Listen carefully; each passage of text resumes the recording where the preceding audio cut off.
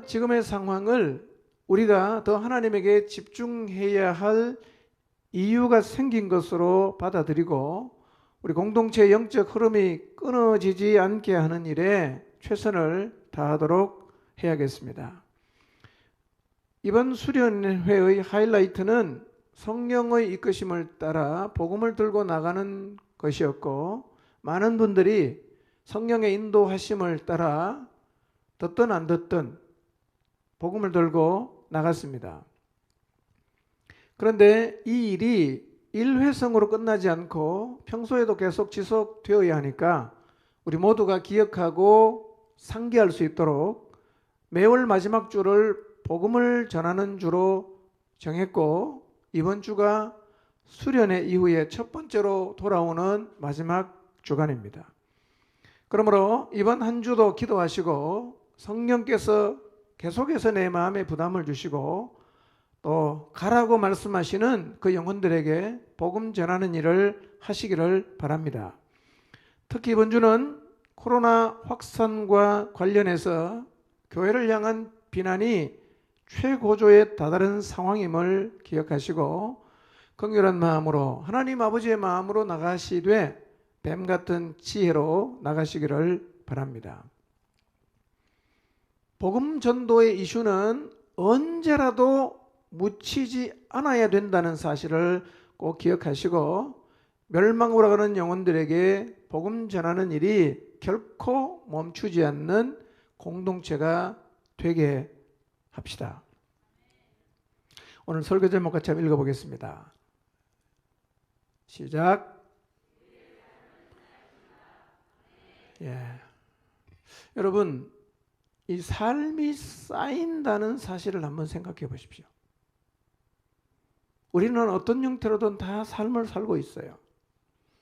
여러분의 지나온 삶을 한번 돌아보십시오. 지나온 나의 삶을 통해 무엇을 쌓은 것 같습니까? 여러분 인생을 돌아보면 선이 쌓인 것 같아요? 아니면 악이 쌓인 것 같습니까? 하나님 앞에 순종이 쌓인 것 같습니까?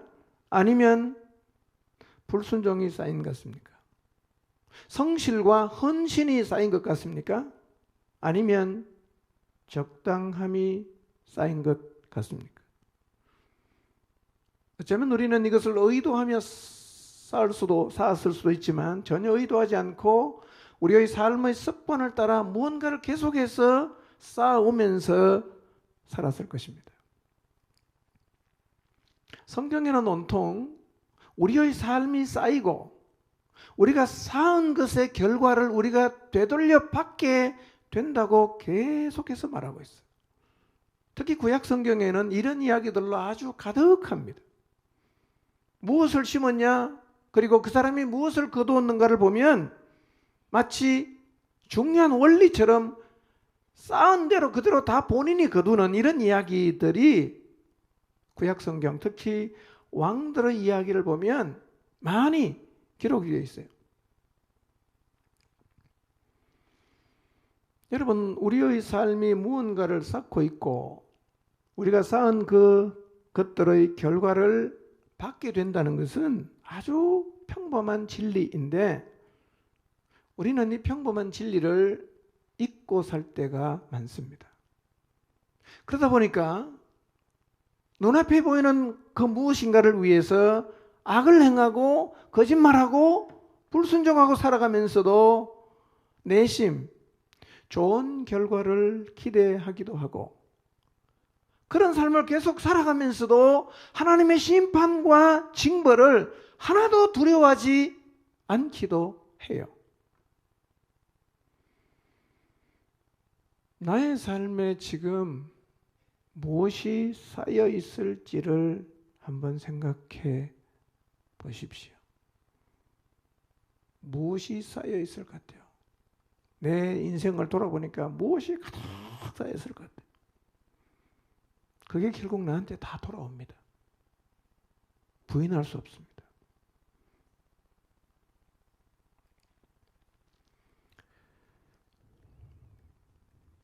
오늘은 우리의 삶이 쌓이고 내가 쌓아놓은 그 삶의 결과를 내가 반드시 돌려받게 된다는 사실을 상고함으로 우리의 인생을 통해서 무엇을 쌓으면서 살아가야 할지를 깊이 생각하는 시간을 가지려고 합니다. 아시는 것처럼 우리가 먹는 것들도 모두 몸에 다 축적이 되어요. 좋은 것도 축적이 되고 해로운 것도 축적이 됩니다.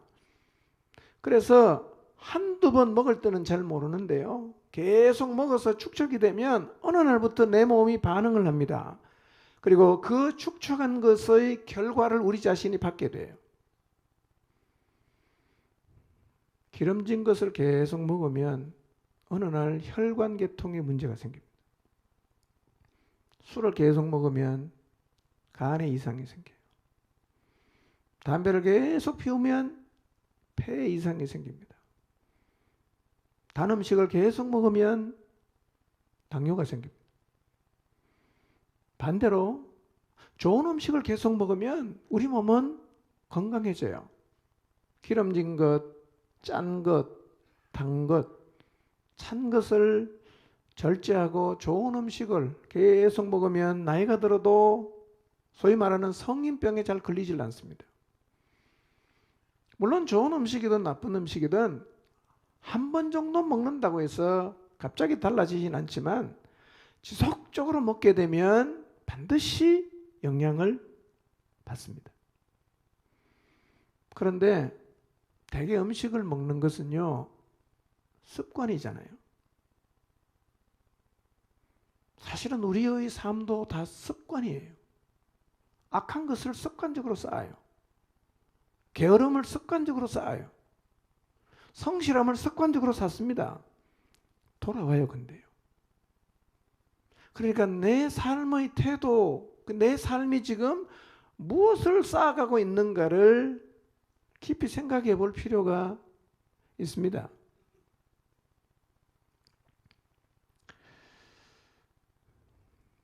그래서요, 짠 것을 먹는 사람은 계속 짠 것을 먹어요.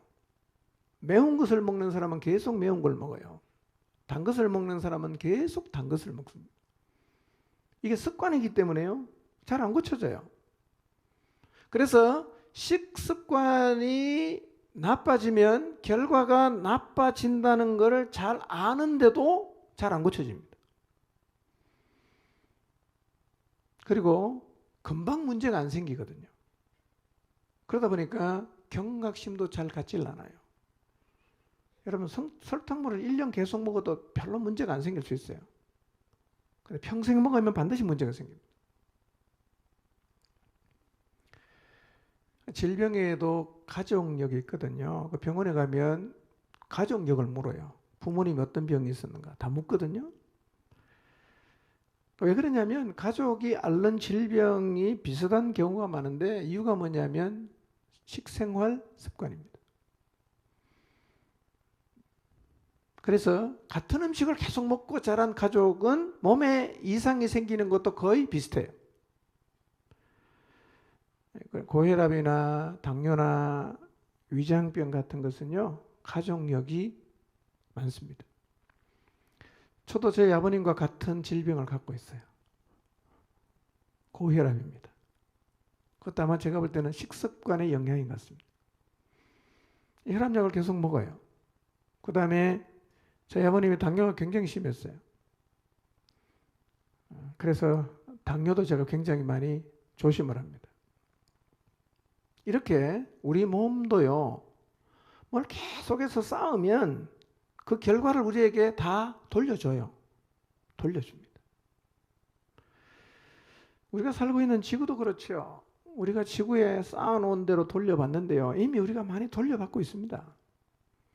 이전에는 폐기물도 아무데나 버리고 유독물질도 그냥 내버리고 일회용품도 아무데나 버리고 이산화탄소를 계속 배출하고 산의 나무를 다 베어내고 난개발을 무분별하게 했어요. 괜찮은 것 같았어요. 어느 순간부터 그 결과가 우리에게 돌아오고 있습니다. 지구가 몸살을 하고 지구가 병을 앓고 있어요. 지금 우리가 겪고 있는 지구온난화나 이상기후, 결국은요, 우리가 지구에 쌓아놓았던 그 나쁜 것들의 영향을 우리가 지금 돌려받고 있습니다. 코로나로 배가 다니지 않으면서요, 바다에 돌고래가 굉장히 많아지고 있다고 합니다. 비행기가 안 다니면서 하늘의 공기가, 대기가 굉장히 맑아지고 지구가 살아나고 있다고 합니다. 이처럼 모든 것이 쌓여요. 그리고 없어지는 게 아니라 결과를 내가 돌려받습니다. 내가 다 돌려받아요. 지금도 우리는 하루하루의 삶을 통해서 무언가를 쌓아가고 있어요. 좋은 것을 계속 쌓아가고 있을 수도 있고 나쁜 것을 계속 쌓아가고 있을 수도 있어요. 그렇다면 우리가 인생을 살면서 무엇을 쌓아가야 할까? 멈추어 서서 한번 생각해 보려고 합니다. 여러분, 선을 계속 쌓으면 하나님의 은총이 돌아옵니다. 악을 계속 쌓으면 하나님의 징벌과 심판이 돌아와요. 순종을 계속 쌓으면 하나님의 강하게 하심이 돌아옵니다. 불순종을 계속 쌓으면 하나님의 갚으심이 돌아옵니다. 부모에게 순종하는 삶을 계속 쌓으면 장수와 부귀가 돌아옵니다. 자녀에게 부당함과 노엽감을 계속 쌓으면 자녀가 삐뚤어진 모습으로 돌아와요. 아내는 아내에게 사랑을 쌓고 남편에게 순종을 쌓아가는 가정에는 행복이 돌아오지만 아내에게 무관심을 쌓고 남편에게 무시를 쌓으면 불행이 돌아와요. 낭비를 계속 쌓으면 빚이 돌아오고 절약을 쌓으면 재물이 돌아와요. 거짓과 윗선을 심으면 불신하는 시선이 돌아와요. 진실과 성심을 심으면 신뢰의 시선이 돌아옵니다. 구제와 나눔을 쌓으면 하나님의 복이 돌아오고 인색함과 욕심을 쌓으면 빈궁함이 돌아옵니다. 기도와 말씀을 쌓으면 평안과 내적인 힘이 돌아오고 재미와 쾌락을 추구하는 것을 쌓아가면 공허함과 무너짐이 돌아와요. 쌓은 대로 돌아옵니다. 나는 무엇을 쌓고 있는가? 여러분, 악을 쌓아도 한두 번 쌓는 것 때문에 우리의 삶에 문제가 안 생깁니다. 그래서 어쩌면 우리는 악을 지속적으로 행하고 있는지 몰라요. 별일이 있겠는가? 이때까지 괜찮았는데. 별일이 있습니다. 별일이 있어요. 어느 정도 쌓이면, 차면 하나님은 반드시 행동하십니다.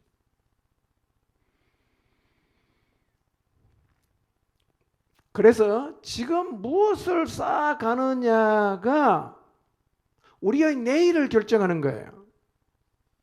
내가 지금 무엇을 쌓아가고 있느냐? 그것은 나의 내일이 어떨까를 보여주는 겁니다. 반드시 그렇게 돼요. 악을 계속 쌓아서 하나님의 심판을 받은 왕의 사례를 한두 가지 좀 살펴보도록 하겠습니다. 먼저 우리가 살펴볼 사람은 유다왕 여호사밧의 아들 여호람이에요. 오늘 우리가 읽은 본문인데요. 너무 길어서 읽지는 않겠습니다. 그냥 띄워주시면 눈으로 이렇게 보시면 되겠습니다. 하나님 앞에 바른 길을 걸었던 여호사밧이 죽은 후에 그의 아들 여호람이 왕이 되었어요.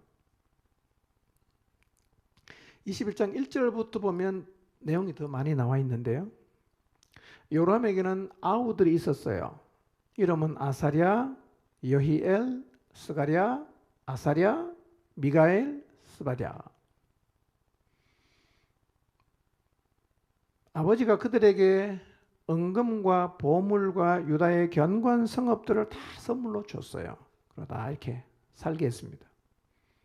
그리고 요람은 장자이니까 왕위를 줬어요. 근데 요람이요, 왕권이 견고하게 서니까 그때 뭘 했냐? 아우들을 다 죽여버렸습니다. 다 뺏어왔어요. 그리고 방백들도 죽였어요. 요람의 아내가 누구냐면 아합의 딸이에요. 이름은 아달랴. 이렇게 요람은 계속 악을 쌓는 삶을 살아갔어요.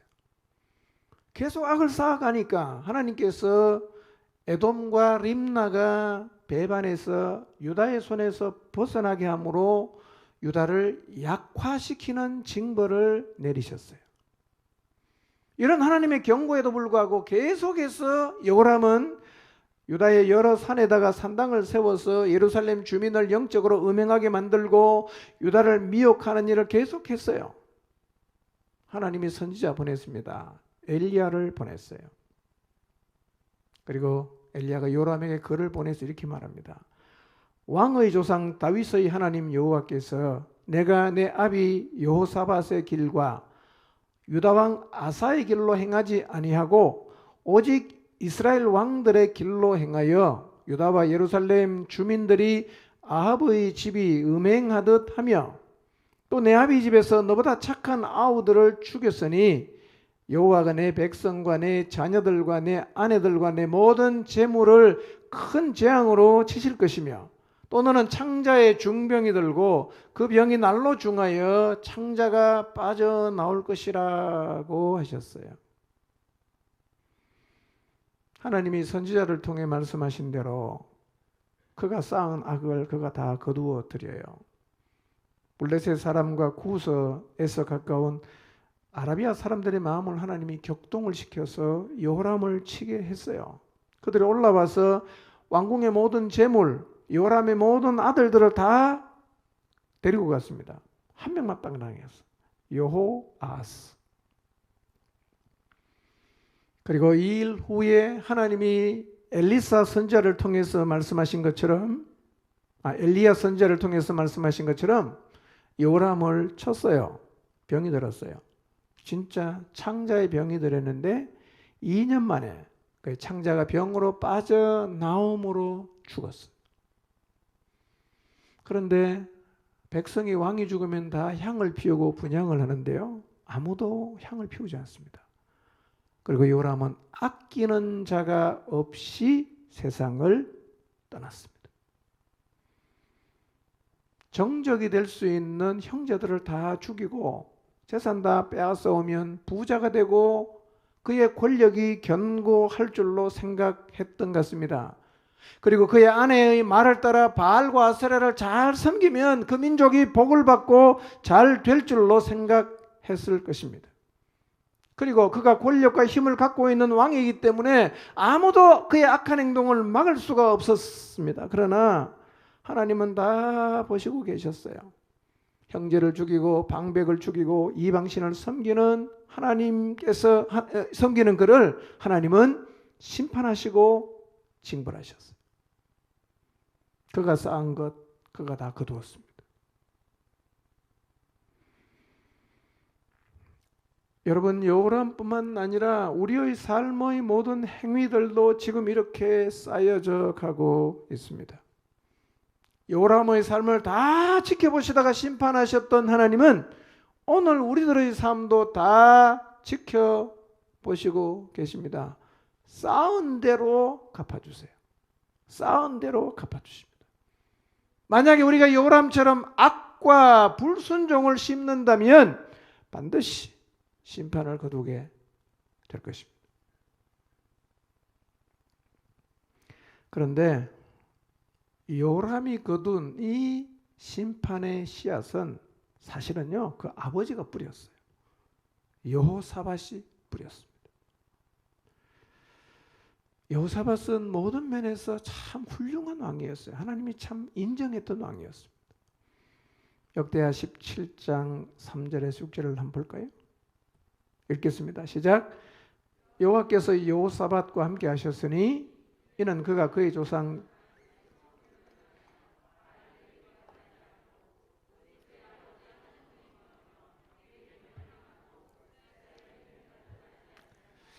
그러므로 여호와께서 나라를 그의 손에서 견고하게 하시고 유다 무리가 여호사밧에게 예물을 드렸으므로 그가 보기와 영광을 크게 떨쳤더라.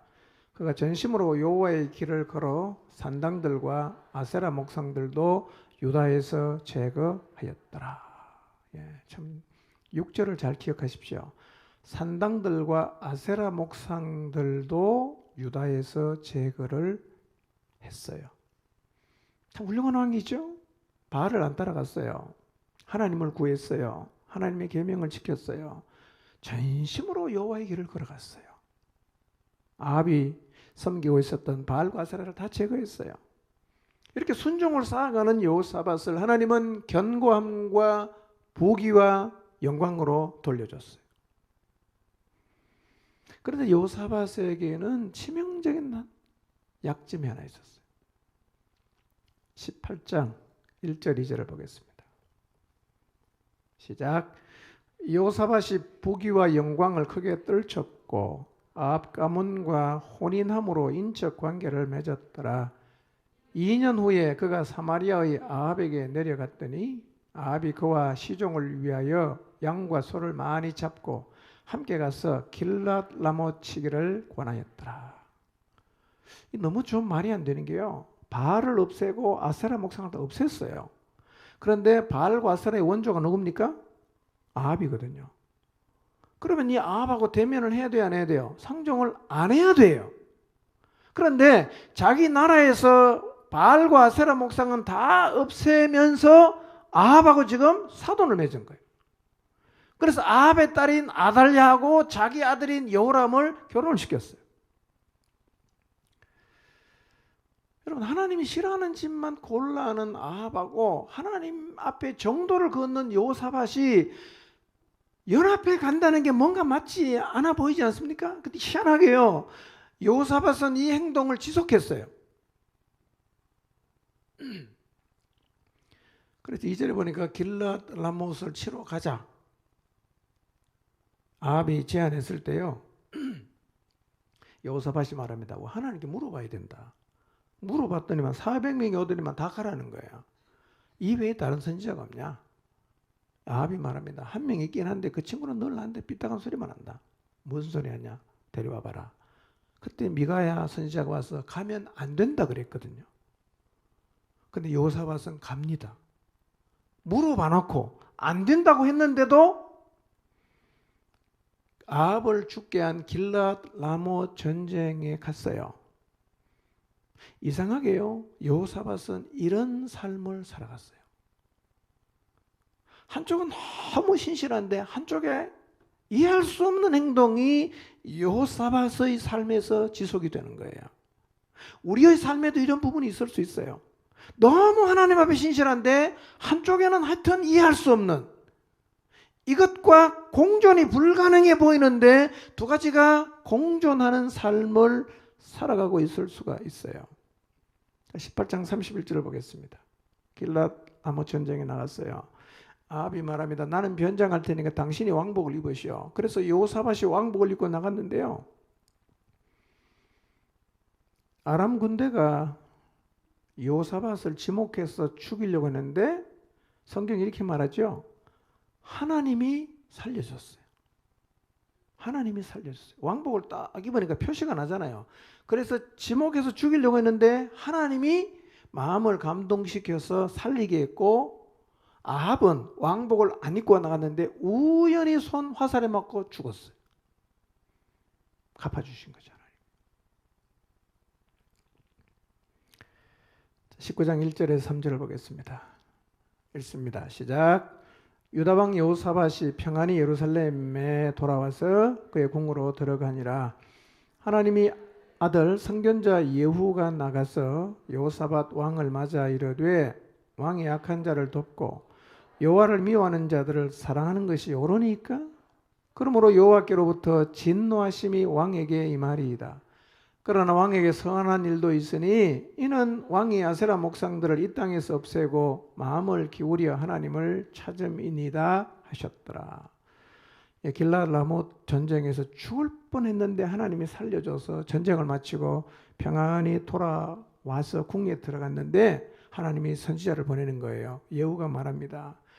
왕이 약한 자를 돕고 여호와를 미워하는 자들을 사랑하는 게 옳습니까? 그러므로 여호와께로부터 진노하심이 왕에게 임할 것입니다 라고 얘기했어요. 아합이 죽었잖아요.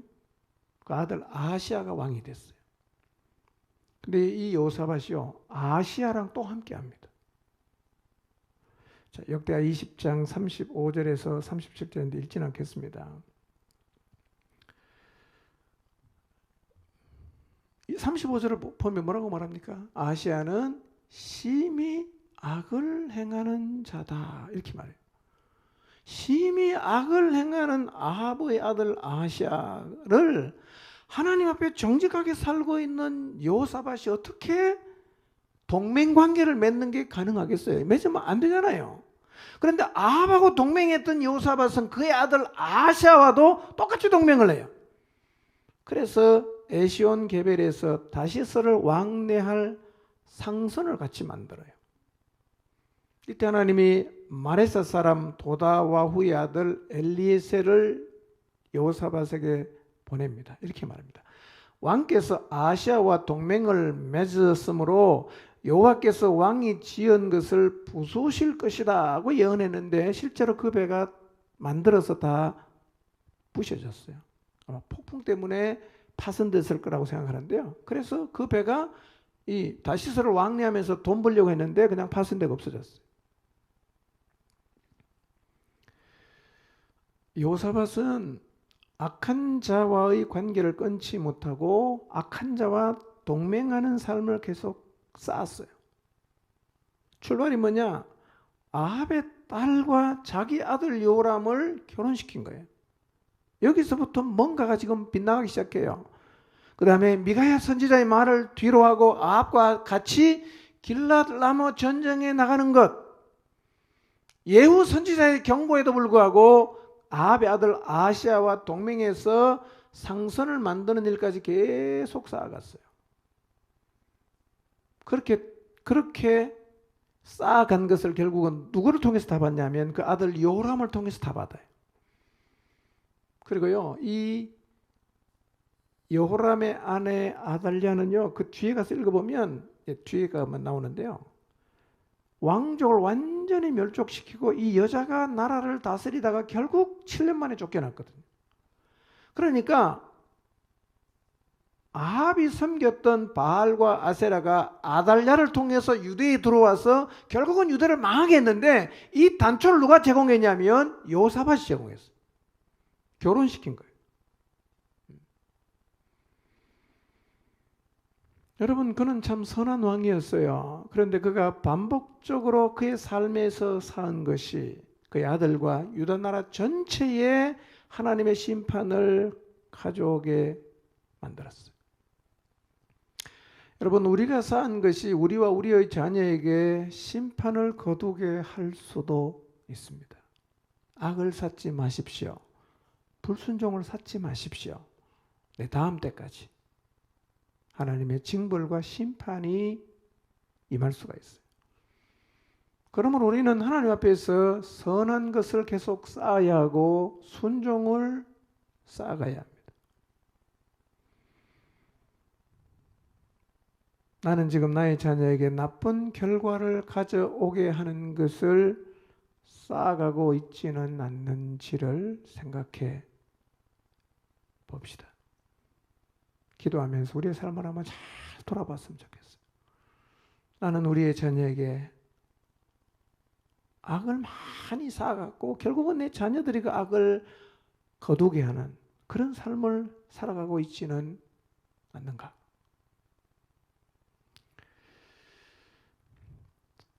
역대하 27장 6절을 한번 볼까요? 읽겠습니다. 시작. 요담이 그의 하나님 여호와 앞에서 바른 길을 걸었으므로 점점 강하여졌더라. 요담이라는 왕은 하나님 앞에서 바른 길을 걸었어요. 이런 얘기입니다. 바른 것을 계속 쌓아갔다는 얘기예요. 오늘도 바른 거 쌓고 내일도 바른 거 쌓고 모레도 바른 걸 계속 쌓았어요. 하나님 뭐를 돌려줍니까? 점점 강해지는 것으로 돌려주셨어요. 이런 말씀은 열왕기나 역대하에서 자주 나옵니다. 여러분 아시는 것처럼 다윗도 그랬지 않습니까? 히스기야도 그랬지 않습니까? 아사왕도 그랬습니다. 요시야 왕도 그랬어요. 하나님 앞에 바른 것을 쌓아가니까 하나님은 강성한 것으로 돌려주셨습니다. 미래 소망이 뭐냐?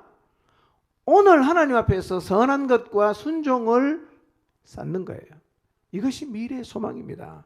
이것이 어쩌면 우리가 우리 자손들에게 물려줄 수 있는 가장 소중한 유산이 될 것입니다. 미래의 소망을 가지길 원하십니까? 오늘 하나님 앞에서 바른 삶을 쌓아가십시오. 그런데 이 일과 관련해서 특히 구약 성경에서 우리의 주목을 끄는 두 가지의 사례가 있는데요. 선과 순종을 쌓아가는데 선한 영향을 주는 하나님의 사람이 곁에 있는 게 얼마나 중요한지를 보여주는 사례거든요. 자, 먼저 우시아를 한번 보겠습니다. 우시아. 역대하 26장 1절에서 5절인데요. 한번 읽어보겠습니다. 시작. 유다 온 백성이 나이가 16세 된 우시아를 세워 그의 아버지 아마샤를 대신하여 왕으로 삼으니 아마샤 왕이 그의 열조들의 묘실에 누운 후에 우시아가 엘롯을 건축하여 유다에 돌렸더라. 우시아가 왕이 오를 때에 나이가 16세라. 예루살렘에서 52년간 다스리니라. 그의 어머니 이름은 요골리아요 예루살렘 사람이더라. 우시아가 그의 아버지 아마시아의 모든 행위대로 여호와 보시기에 정직하게 행하며 하나님의 묵시를 밝히 하는 스가랴가 사는 날에 하나님을 찾았고 그가 여호와를 찾을 동안에는 하나님이 형통하게 하셨더라. 예. 아마샤를 이어서 우시아가 왕이 되었어요. 그리고 우시아는 그의 아버지 아마샤의 모든 행위대로 여호와 보시기에 정직하게 행했어요. 특히 5절에 보면 하나님의 묵시를 밝히 아는 스가랴라는 사람이 사는 동안 하나님을 계속 찾았어요. 그리고 하나님을 찾을 동안에는 하나님이 우시아를 형통하게 하셨어요. 이 스가랴에 대해서는 정확하게 어떤 사람인지 알려진 바가 없어요. 근데 아마 왕의 곁에서 왕이 하나님 앞에서 바로 살아갈 수 있도록 조언해 주었던 사람으로 짐작합니다. 그런데 스가랴를 묵시를 밝히 아는 자다 이렇게 소개를 하는데요. 70인 역본과 다른 고대 역본들은 본절을 이렇게 쓰겠어요. 하나님을 두려워하는 교훈을 주는 자 스가랴 이렇게 해석을 해요. 묵시를 밝게 한다는 말은 하나님을 두려워하는 교훈을 주는 자 스가랴로 해석을 해요. 그러니까 스가랴는요 우시아 왕에게 계속 이런 얘기하는 거예요. 하나님 두려워해야 됩니다. 하나님을 두려워하셔야 됩니다. 이렇게 계속 옆에서 얘기를 해줬다는 거예요. 그러니 이 스가랴가 살아있는 동안에는 여러분 우시아가요 하나님을 계속 찾았어요. 하나님을 두려워했어요. 하나님 형통하게 했습니다. 여러분 이런 사람이 곁에 있다는 게 참 축복입니다. 여러분에게 하나님을 두려워해야 된다고 말해주는 사람, 하나님을 찾아야 된다고 말해주는 사람, 하나님 앞에 정직하게 살아야 된다고 교훈하는 사람이 있다는 것은 정말 축복이에요. 그걸 간섭으로 생각하시면 안 돼요. 그걸 힘들어하시면 안 돼요. 축복입니다. 왜냐하면 스가랴가 없어지고 나니까 우시아가 완전히 엉뚱길로 가버렸거든요. 여러분 곁에서 여러분이 하나님을 두려워하고 하나님 앞에서 바른 길을 걸어가도록 조언하고 말해주고 또 붙잡아주고 영향을 미치는 사람이 있다면 힘들어하지 마십시오. 그게 진짜 내게 복이에요. 여러분 하나님을 무시해도 괜찮고 하나님 말씀 적당해도 된다고 생각하는 세상 아닙니까? 굳이 그렇게 안 살아도 괜찮다고 다 보라고 누가 그렇게 사느냐고 대충 살아도 괜찮다고 다 세상이 그렇게 말을 하고 있잖아요.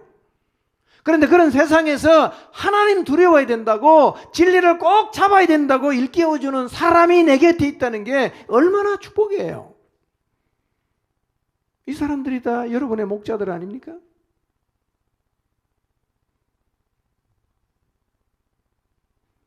이분들을 소중하게 여겨야 됩니다. 이분들이 정말 축복의 사람이라고 여러분이 알아야 돼요. 이분 정말 이분이 내게 축복이구나. 여러분, 스가랴가 사라진 다음에 우시아의 삶이 어떻게 변한지 아세요?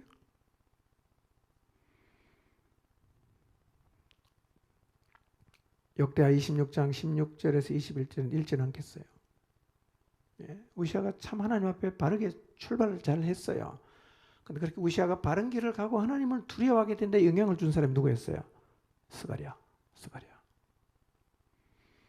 어느 날 요사밧이 강성해지면서요, 우시아가 교만에 빠집니다. 그래서 제사장의 고유 영역인 향단 앞에 가서 분향하는 일까지 하려고 합니다. 주석가들은 생각합니다. 아마 우시아가 군사적, 경제적 권력을 얻으면서 종교까지 장악하려고 한 것이다. 이렇게 생각합니다. 완전히 다 장악하려고. 내가 가서 분향한다. 그러나 하나님 앞에 분향하는 일은 아론의 자손들인 제사장들만이 할 수 있는 일이기에 제사장들이 막았었어요. 왕이여, 이러면 안 됩니다. 80명이 가서 막았었어요. 막으니까 우시아가 막 화를 내면서 향로를 잡고 분향하려 했는데 갑자기 이마에 나병이 탁 생긴 거예요. 그래서 제사장이 끌어내고 우시아도 두려워하면서 밖으로 나왔어요. 이 사건 때문에 우시아는 죽는 날까지 문둥병 걸린 채로 별궁에서 살다가 죽었습니다. 그리고 왕의 묘실에도 들어가질 못했어요. 여러분, 우시아의 이야기는요, 순종을 쌓아서 거둔 것이 무엇이고 불순종을 쌓아서 거둔 것이 무엇인가를 우리에게 극명하게 보여줍니다. 그리고 하나님을 두려워하며 살도록 곁에서 조언해주고 이끌어주는 사람이 얼마나 축복이 되는가를 극명하게 보여주는 사례예요. 스가랴가 사라지고 나니까 우시아가 완전히 딴 길로 갔어요. 이런 사례가 하나 더 있는데요. 소개하겠습니다. 여호야다라는 제사장이에요. 역대하 24장 1절에서 3절을 같이 한번 읽어볼까요? 시작. 요아스가 왕위에 오를 때에 나이가 7세라 예루살렘에서 40년 동안 다스리니라. 그의 어머니 이름은 시비아요 브엘세바 사람이더라. 제사장 여호야다가 세상에 사는 모든 날에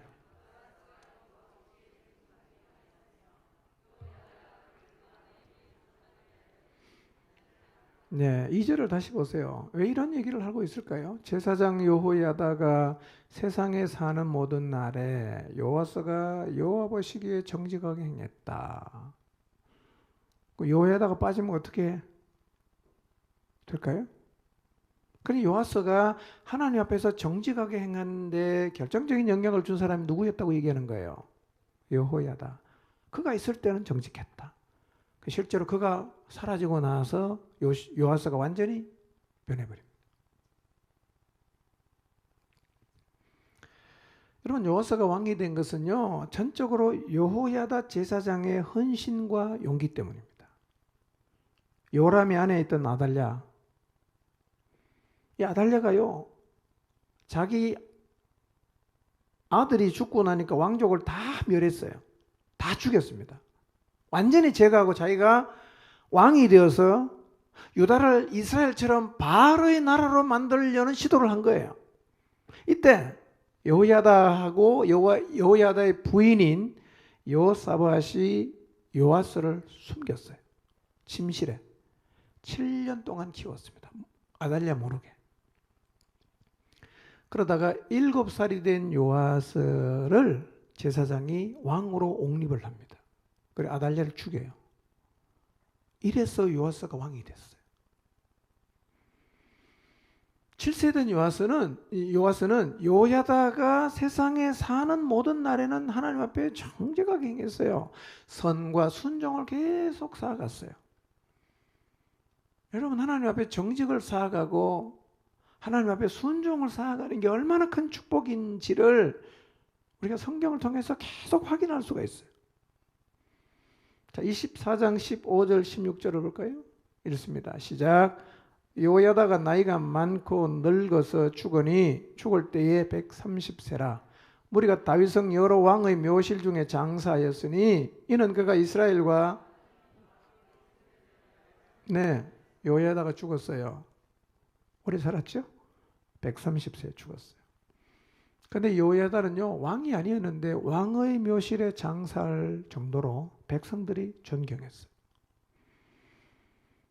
그런데 요야다가 죽은 다음에 우시아에게서 나타났던 현상이 요아스에게 똑같이 나타나요. 자, 24장 17절 18절입니다. 읽습니다. 시작. 요야다가 죽은 후에 유다 방백들이 와서 왕에게 절하매 왕이 그들의 말을 듣고 그의 조상들의 하나님 여호와의 전을 버리고 아세라 목상과 우상을 섬겼으므로 그 죄로 말미암아 진노가 유다와 예루살렘에 임하니라. 여러분, 요야다가 죽자마자 요아스 왕이 변질돼 버립니다. 그리고 바로 어디로 갑니까? 불순종을 쌓는 자리로 가버렸어요.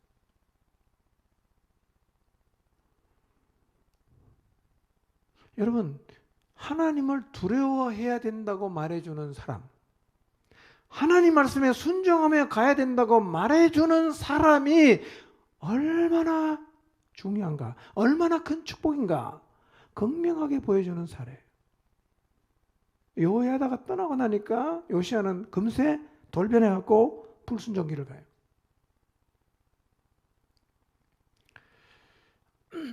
역대하 24장 19절에서 22절 읽지는 않겠습니다. 하나님이 선지자를 보냈어요. 그리고 요아스가 다시 여호와께로 돌아오게 하려고 경고를 했어요. 근데 요아스가 거절합니다. 이런 상황 속에서 하나님의 영이 제사장 여호야다의 아들 스가랴를 감동시킵니다. 이 스가랴는 우시야 곁에 있었던 스가랴는 아니에요. 스가랴를 감동시켰습니다. 스가랴가 이렇게 말해요. 주님의 명을 거역하면 형통하지 못할 것이고 주님을 버렸으니 주님도 너희를 버렸다. 이렇게 말을 하니까요, 이 요아스 왕이 화가 났어요. 그래서 여호야다의 아들 스가랴를 죽여버렸습니다. 스토리를 생각해 봤어요. 기가 찬 일 아닙니까? 어떻게 사람이 이렇게 변할 수 있고 어떻게 이렇게 할 수가 있어요? 죽을 목숨 살려서 왕으로 세웠는데 그 아들을 화가 난다고 죽인 거예요.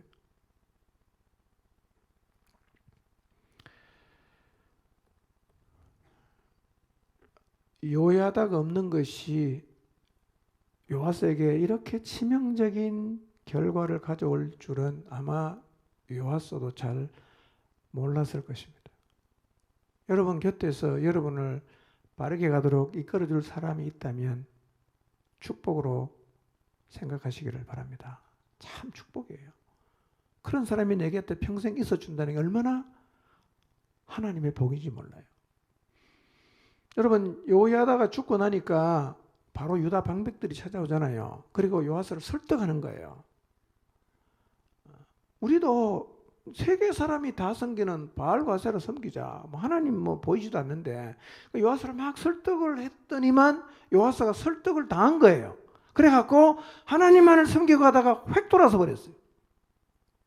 생각해 보세요. 요야다가 죽자마자 방백들이 찾아와서 왕을 설득한 것을 보면 요야다가 살아 있었을 때에도 바알을 섬기고 싶어하는 사람이 있었다는 말입니까? 없었다는 말입니까? 있었어요.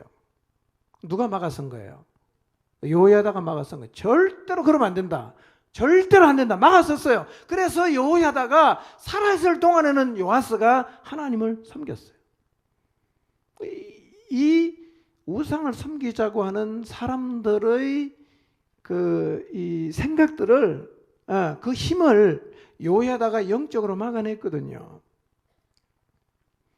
그러니 여러분, 이런 영적인 힘을 가지고 있는 여호야다가 있다는 것을 우리는 정말 축복으로 받아야 됩니다. 그리고 이 사람이 사라질 때 우리가 하나님에게서 얼마나 멀리까지 갈 수 있는가를 우리에게 보여주는 겁니다. 자, 이렇게 악을 쌓았어요. 어떤 결과가 왔을까요? 역대하 24장 23절에서 25절 읽지 않겠어요. 하나님이 악을 쌓으니까 하나님이 심판을 돌려주시는데요. 아람 군대가 요아스를 치려고 올라왔습니다. 그리고 유다와 예루살렘을 정복하고 백성의 지도자들을 다 죽여버립니다. 물건을 다 쓸어갖고 다메섹 왕에게 다 보냈어요. 자기 나라 왕에게 보냈어요.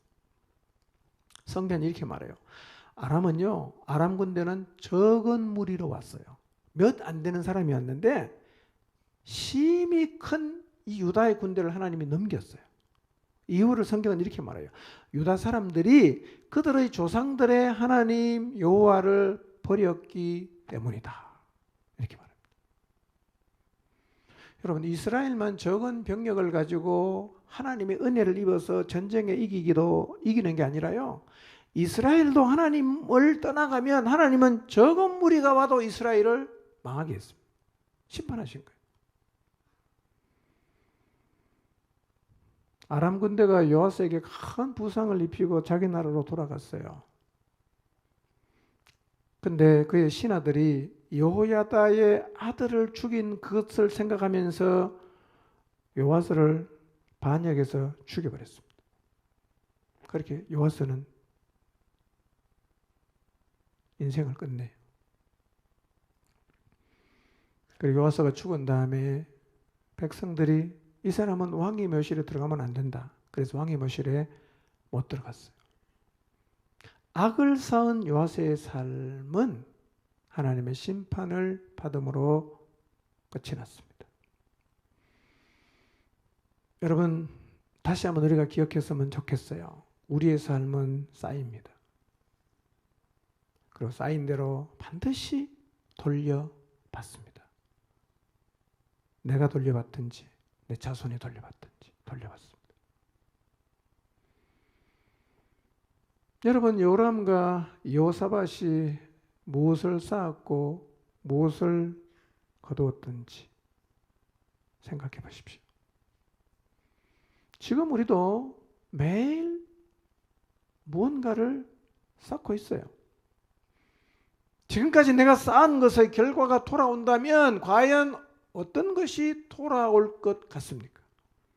내가 생각할 때 내가 하나님 앞에 이런 걸 많이 쌓았으니까 강하게 하심 하나님의 은총으로 돌아올 거다라는 생각이 드십니까? 아니면 내 삶을 돌아보니까 내가 별로 신통한 걸 못 쌓았다 라는 생각이 드십니까?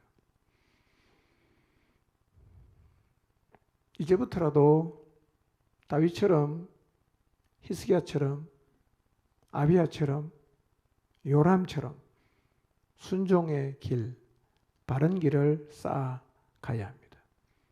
그러면 반드시 하나님의 은총과 하나님이 강성케 하시는 결과를 거둘 수가 있을 것입니다. 우시야와 스가랴를 기억하십시오. 요아스와 여호야다를 기억하십시오. 스가랴 같은 사람, 여호야다 같은 사람이 얼마나 소중한 사람인지를 마음에 새기시기를 바랍니다. 그리고 그들의 조언과 인도를 잘 받으십시오. 그리고 여러분 모두의 인생이 연약한 사람에게 스가랴가 되어주고 여호야다가 되어주시기를 바랍니다. 우리의 삶은 쌓입니다. 꼭 기억하십시오. 이제 남은 인생 하나님 앞에서 온전한 순종을 쌓아가는 하나님의 사람들이 되시기를 주님의 이름으로 축원합니다. 기도하겠습니다.